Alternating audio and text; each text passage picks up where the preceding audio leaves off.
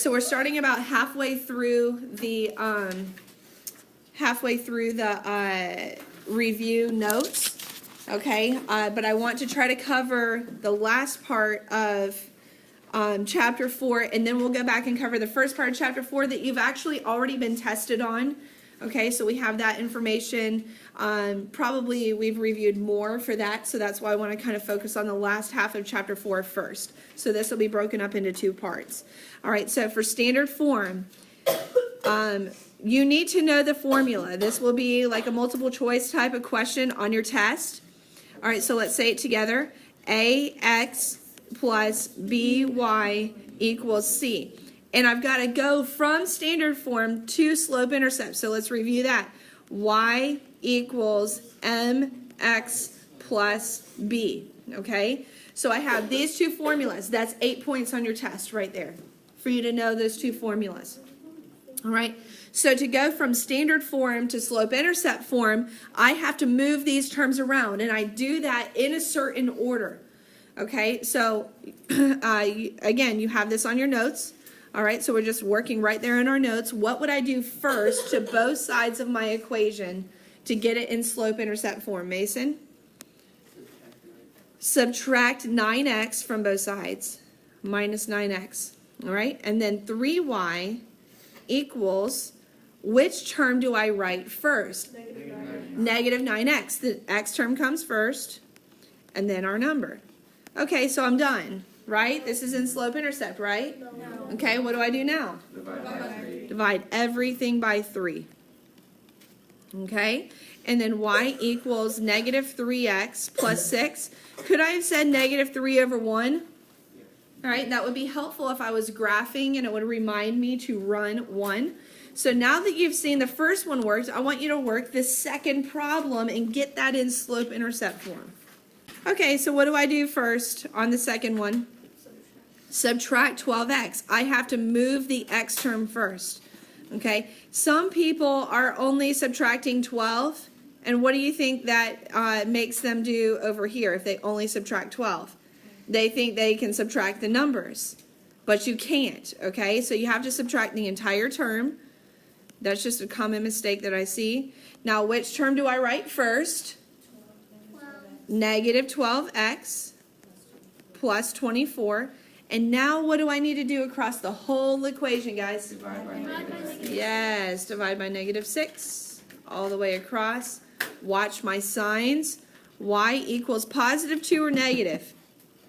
Positive. Yeah. And then plus or minus 4. All right, who got that right? Anybody get that right? All right, slope-intercept. Standard form to slope-intercept. So now on this one, I have a graph, okay? So you want to use your graph for sure. All right, reading a graph is easier than using our formulas, so if it's there, why not use it? All right, so I need to write the equation in slope-intercept form, all right, which is y equals mx plus b, okay? So I need to figure out my m, and I need to figure out my b. Well, can I use the graph to figure out those values? Yes.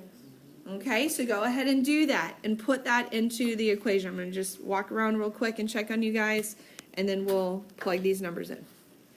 Okay, so y equals, what is my slope? I need to count my rise over my run. I'm going down, 1, 2, 3. So is that positive or negative? Negative 3 over 1, 2. Negative 3 over 2. Y equals negative 3 over 2x. And now I need to know where the line crosses the y axis. Now, it crosses the y-axis at a value of negative 6. Is there technically a point there? No, there is not. However, I still, I know that that is my y-intercept because that's where the line crosses. So even though there's not officially a point there on the graph, that's still where the line crosses. That's why it's minus 6. Okay? So hopefully that'll help you guys for your quiz and your test.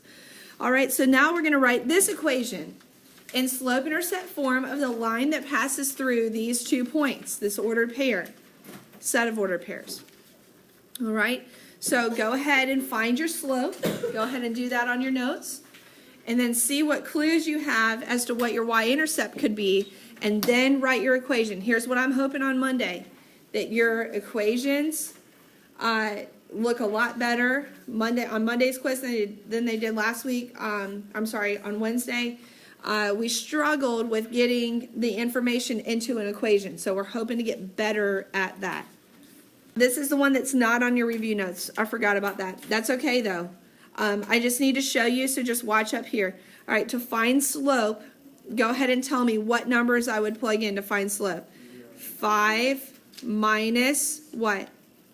8. Y2 minus Y1 over, what's my x2? -4 minus 0. So I have -3 over -4, which is what? +3 over 4, because the double negative. All right, now I can start writing my equation. Y equals 3/4 x. Now there's two choices or two options to find B. My preferred option is if one of the ordered pairs has what? Has a 0 for what value? For the x. So if there is an ordered pair that has a 0 for the x value, I know that the y value in that ordered pair is my B value. Okay? If there's no 0 for x in the ordered pairs, then I have to do what? I have to do point slope form. Okay? Which is a whole nother step. We're going to see that in the next slide. All right? And so because I have one, I'm just going to say +8. All right? Now, this is the easier of the two, guys. If I have 0 in there, okay, if I have 0 in there as one of my x values, the other number is my y-intercept. Now, you're going to have to skip down a couple slides, but this table is in there. I just rearranged it. I bumped it up a couple. All right, do you see this table, your XY table with these ordered pairs? All right, so now you're going to use the ordered pairs again to write your equation in slope-intercept form. Ideally, there's one way to find the y-intercept if my ordered pairs are showing a certain value that we just talked about, or I use point-slope form. Okay, so let's go ahead and try to write this equation in slope-intercept form. Okay, so I need to find my slope. I just pull out two ordered pairs. Now, technically, if you had pulled out the second two ordered pairs, you would get the same slope. 6 minus 8 is -2 over +2, so that's -1. Raise your hand if you got -1 for your slope. All right, so what we saw in the last quiz was a lot of you guys are getting the slope right, and then you're blanking out on how to put that into the equation. All right, so just as a reminder, it's y equals your m value, which you just found is -1, x, and now you have two choices. You can use point slope form to find B, or the easier way is if one of the ordered pairs has what value for x? 0. Do they? Yes.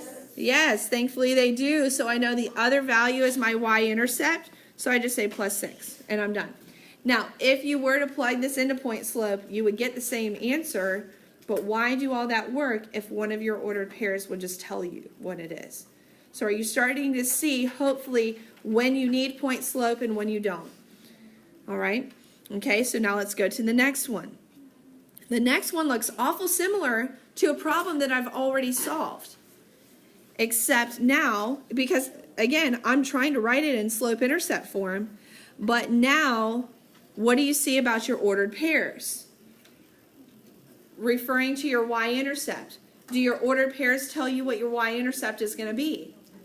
No, so you have to use point slope form. All right, you know slope. Okay, now choose one of the ordered pairs. Does it matter which one you pick? No. No. Plug it into point slope form.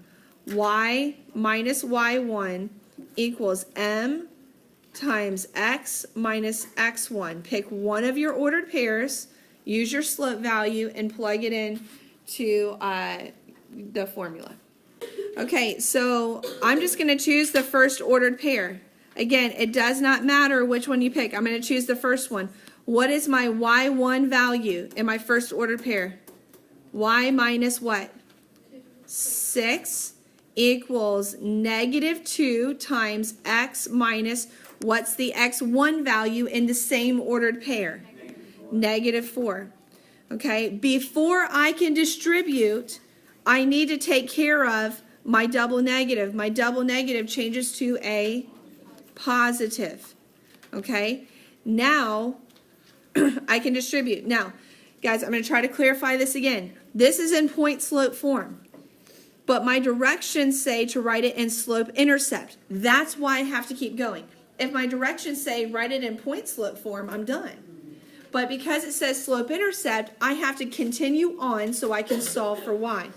What do I do next? Distribute. Multiply. Yeah, very good. Distribute. What's negative 2 times positive 4? I have to distribute. Negative 8. Negative 8. Now I need one more step to get to my answer. What do I do to get y by itself? Subtract 6. Not subtract 6, but Add. yes, very good. I add 6 to both sides, and now my equation in slope intercept is y equals negative 2x minus 2. Okay, and I did all that work to get to that negative 2 at the end because my ordered pairs did not have 0 for x, and I could not tell what my y-intercept was going to be. All right, this might be the one slide that you go back and watch over the weekend. Make sure you get it on the quiz. Okay, so now, guys, look what the directions are saying in this one. Point slope form. So do I have to solve for y? No, I do not. All I'm doing is plugging the numbers into the point slope formula, and I'm done. Go ahead and do that. All right, so again, let's review our formula. Y minus y1 equals m times x minus x1. Okay? And then y minus negative 2 equals 3/4, that's my m value, times x minus 4. All right, but this is not complete point slope form. Why?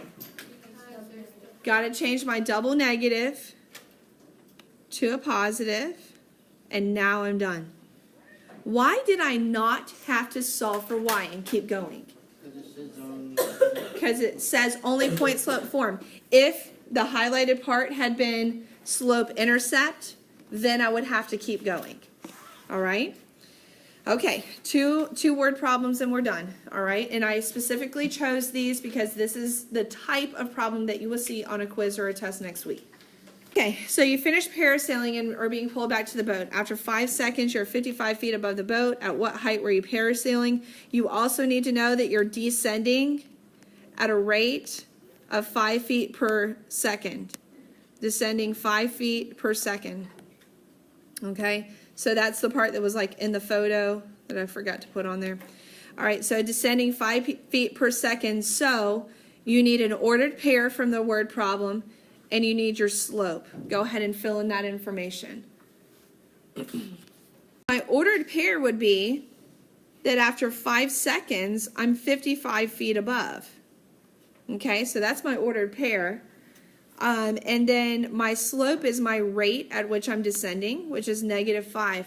Go ahead and plug these values into your point slope formula and solve for y. So now we're taking it all the way to the end to solve for y.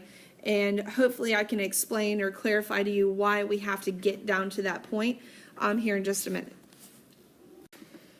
Okay, got the answers? Okay, so let's plug them in. Y minus our y1 value, which is 55, equals our slope, -5, times x minus our x1 value. Okay, so now we distribute. Y minus 55 equals -5x plus 25. All right, now one more step to solve for y. What do I do to both sides? Add 55. Okay, and now for my formula, I have y equals -5x plus 80. Okay, so here is my answer. Okay, remember x stands for seconds. I'm descending 5 feet per second. Okay, so I can use this formula. Basically, now, what if it was 0 seconds, meaning I have not started descending yet? Remember how we did our x and y intercepts? This was in this lesson. So if I haven't begun descending, I am at my total height. If x is 0, I'm not plugging anything in there yet. There's no seconds. Okay? So 80 seconds is the full height. All right, and that's how I got to my answer. I'm sorry, not 80 seconds, but 80 feet is the full height. 80 feet is the full height. All right, and that's why I had to write it in slope-intercept form. Okay, last problem. I just need to explain this because we only have 1 minute left in class. Engineers are digging a 2,500-foot tunnel. After 5 months, the engineers still need to dig 1,000 feet. So over the course of 5 months, if we started at 2,500 and we still have 1,000, how many feet did we dig in those 5 months? 1,500. Divided by 5 months gives me a rate of 300 feet per month. Okay? So that's my M. So now I plug it into an equation.